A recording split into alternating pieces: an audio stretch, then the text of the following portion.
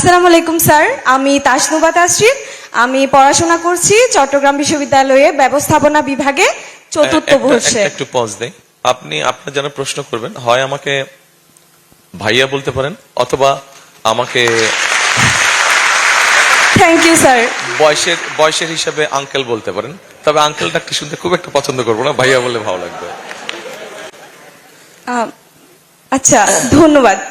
আচ্ছা ভাইয়া, 2020 সালে করোনা টাইমে আমি মাশরুম বিজনেস শুরু করেছিলাম আমার ফ্যামিলিতে, কিন্তু মূলধন স্বল্পতার কারণে আমরা দীর্ঘদিন চালিয়ে যেতে পারি নাই।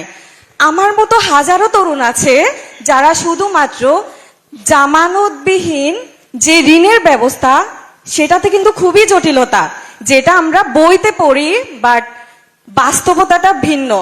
কারোই কিন্তু জমি বা ওরকম থাকে না যেটা জমা দিয়ে জামানত যুক্ত ঋণ নিবে।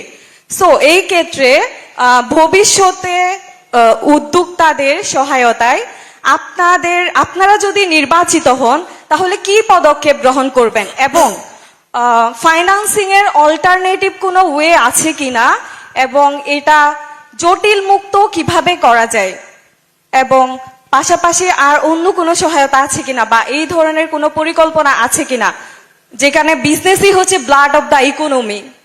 Thank you so much. Thank you. দেখুন, আপনি যে বসেন, আপনি যে উদ্যোগের কথা বলেছেন যেটা আপনারা কোভিড সময় নিয়েছেন, বাংলাদেশে এরকম বহু ছোট ছোট উদ্যোক্তা আছে। আমাদের যেটা পরিকল্পনার মধ্যে আছে, হ্যাঁ, আমাদের দেশে ব্যাংক লোনের ক্ষেত্রে অনেক ডিফিকাল্টিজ আছে, খুব সহজে যে ব্যাংক লোন পাওয়া যায় নট দ্যাট। আমরা জিনিসটাকে ইজি করতে চাইছি। আপনার মতো এরকম ছোট ছোট যে উদ্যোক্তা আছে তারা যাতে কোলাটেরাল যদি দ্বিতীয় হয়, সব আইন তো পাল্টানো যাবে না, বাট আইনটাকে যতটুকু কারেকশন করা সম্ভব হয় আইনটাকে কারেকশন করে আমরা আপনার মতো এরকম ছোট ছোট যারা উদ্যোক্তা আছে তাদেরকে আমরা কিভাবে হেল্প করা যায় সেটা আমাদের পরিকল্পনার মধ্যে আছে।